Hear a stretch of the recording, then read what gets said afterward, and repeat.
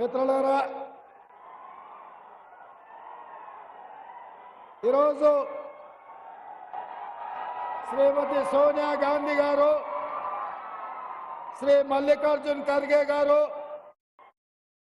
శ్రీ రాహుల్ గాంధీ గారు ఆదిలాబాద్ పార్లమెంటు నియోజకవర్గానికి కాంగ్రెస్ పార్టీ అభ్యర్థిగా అత్రం సుగుణను ఈ ఎన్నికల బరిలో దించితే అత్రం సుగుణను గెలిపించడానికి కశ్మీర్ నుంచి కన్యాకుమారి వరకు 150 రోజులు 4000 కిలోమీటర్లు మండు టెండల్లో మంచు కొండల్లో నడిచి ఈ దేశంలో ఉండే దళితులు, గిరిజనులు, ఆదివాసీలు, బలహీన వర్గాల గుండె చప్పుడు విని ఈ దేశ ప్రజలకు న్యాయం చెయ్యడానికి కంకణబద్ధుడైన మన అభిమాన నాయకుడు శ్రీ రాహుల్ గాంధీ గారు ఈరోజు నిర్మల్ నియోజకవర్గానికి ఆదిలాబాద్ పార్లమెంటు నియోజకవర్గంలో వారు వచ్చిండ్రు. మీరందరూ నిలబడి పెద్ద ఎత్తున చప్పట్లతో మన నాయకుడు రాహుల్ గాంధీ గారికి స్వాగతం పలకండి. మిత్రులారా, నేను ఎక్కువ విషయాలు మాట్లాడాను.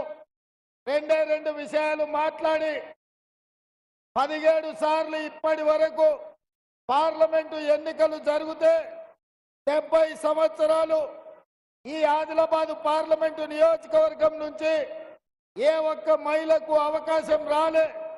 ఈనాడు శ్రీమతి సోనియా గాంధీ గారు ఆదిలాబాద్ నియోజకవర్గం నుంచి ఎట్టి పరిస్థితుల ఒక ఆడబిడ్డను, మీ తరపున కొట్లాడే గోండు బిడ్డను పార్లమెంటుకు తీసుకువెళ్ళాలి అని సోనియా గాంధీ గారి ఆదేశాలతోటి ఈనాడు అత్రం సుగుణను ఈ ఎన్నికల బరిలో దించడం జరిగింది.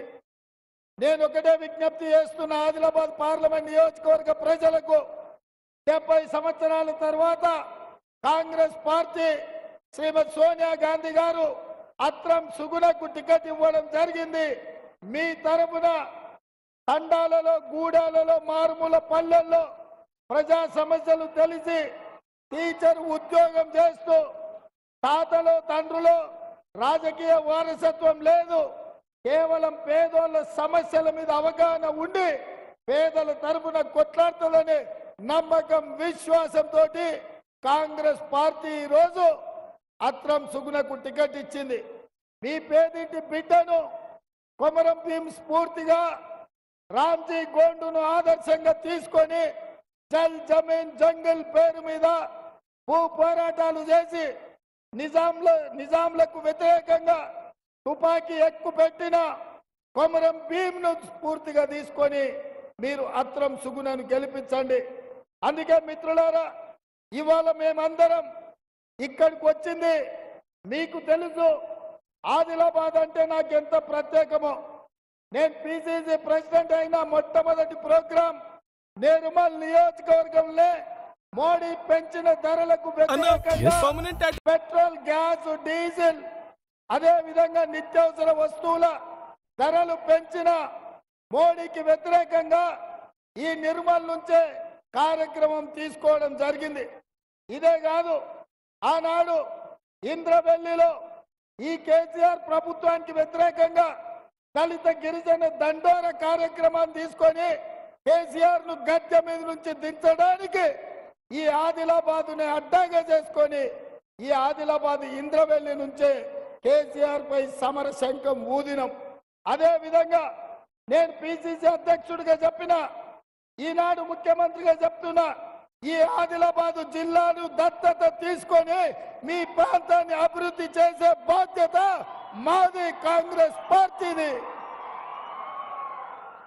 తుమ్మిడిఎట్టి దగ్గర ప్రాణహిత చేవెళ్ల ప్రాజెక్టును కట్టి 1,50,000 ఎకరాలకు మీకు నీళ్లు ఇచ్చే బాధ్యత కాంగ్రెస్ ప్రభుత్వంది, ఇందిరమ్మ రాజ్యంది. ఇదే కాదు, మీ ప్రాంతంలో ఉన్న సిమెంట్ కంపెనీ సిసిఐ మూతపడ్డది, సిసిఐను తెరిపించే బాధ్యత కాంగ్రెస్ పార్టీ తీసుకుంటుందని నేను ఈ సందర్భంగా తెలియజేస్తున్నా. మిత్రులారా, ఇవాళ కాంగ్రెస్ పార్టీ ఇంకా 4.5 సంవత్సరాలు ఆ తర్వాత 5 సంవత్సరాలు మొత్తం 10 ఏళ్ల అధికారంలో ఉంటుంది. ఈ ఆదిలాబాదును సస్యశ్యామలం చేసి ఈ ప్రాంత రైతులను ఆదుకునే బాధ్యత కాంగ్రెస్ పార్టీ తీసుకుంటుంది. ఈ ప్రాంతాన్ని అభివృద్ధి చేస్తుంది. ఇదే కాకుండా నిన్న మొన్న చంద్రశేఖరరావు చెప్తున్నాడు రైతు భరోసా పథకం పడలేదని.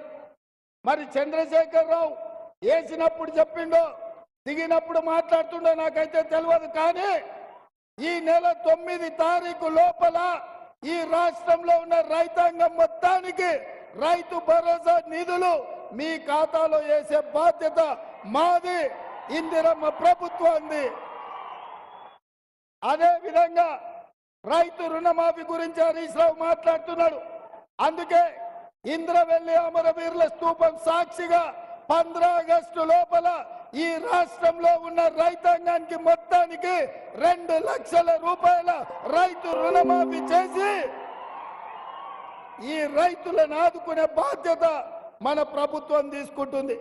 అదే విధంగా ఎన్నికల్లో ఇచ్చిన 6 గ్యారంటీలలో 5 గ్యారంటీలను అమలు చేసినాం. ఆడబిడ్డలకు ఆర్టీసీలో బస్సు ఉచిత ప్రయాణం, 500 రూపాయలకే సిలిండర్, 200 యూనిట్లు ఉచిత కరెంటు, రాజీవ్ ఆరోగ్యశ్రీ ద్వారా 10 లక్షల రూపాయలు ఉచితంగా, పేదవాళ్ళ ఆత్మగౌరవమైన ఇందిరమ్మ ఇండ్లు, 4,50,000 ఇండ్లు, 22,500 కోట్లతోటి ఇవాళ పేదలకు ఇండ్లు కట్టించే కార్యక్రమం మనం తీసుకున్నాం.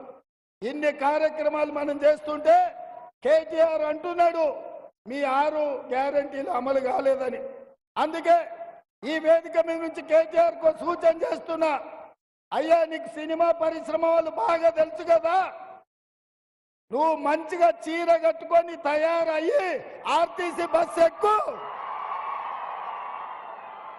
కేటీఆర్ కు సూచన చేస్తున్నా, మంచిగా చీర కట్టుకొని ఆడపిల్లలాగా తయారై ఆర్టీసీ బస్ ఎక్కు. ఒకవేళ నిన్ను టికెట్ అడిగితే 6 గ్యారంటీలు అమలు చేయనట్లే. టికెట్ లేకుండా నువ్వు ఇంద్రవెల్లి గాని, నాగోబ జాతర గాని, భద్రాచలం రాముల వారిని గాని, యాదగిరిగుట్ట లక్ష్మీ నరసింహస్వామిని దర్శించుకోవడానికి 1 పైసా అడగకపోతే మా 6 గ్యారంటీలను అమలు చేసినట్టే. అందుకే మిత్రులారా, ఇవాళ మనం మన రాష్ట్రాన్ని అభివృద్ధి చేసుకుందాం. మనం ఆదిలాబాద్ నుంచి అత్రం సుగుణను ఎంపీగా గెలిపించుకుందాం. ఇన్ని మనం చేస్తుంటే బీజేపీ మనకేమిచ్చిందయ్యా? ఒకసారి తీసుకోండి, అది తీసుకో.